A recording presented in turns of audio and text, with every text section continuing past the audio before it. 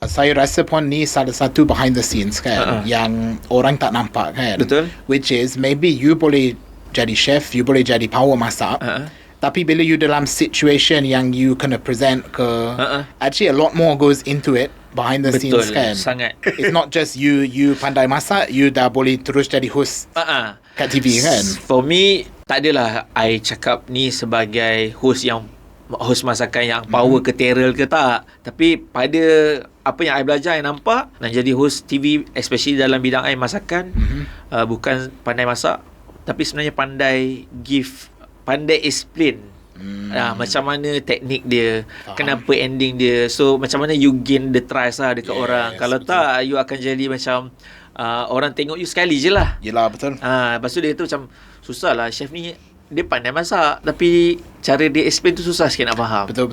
So orang tak tengok sangat. Macam tu lah. Yelah, dia sama juga dengan macam food review kan. Betul. Saya masih ingat yang antara pengalaman saya first buat food review, saya masuk guest dekat Jalan-Jalan Cari Makan kan, dengan Naz kan.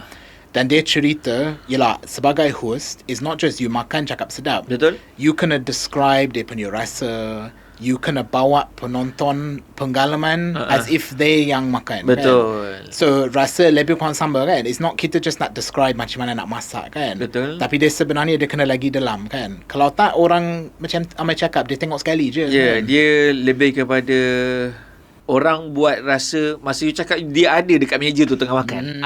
Itu yelah. yang power kalau orang pandai buat. Macam tu lah. Betul. Sebab itulah baru entertainment kan. Ya.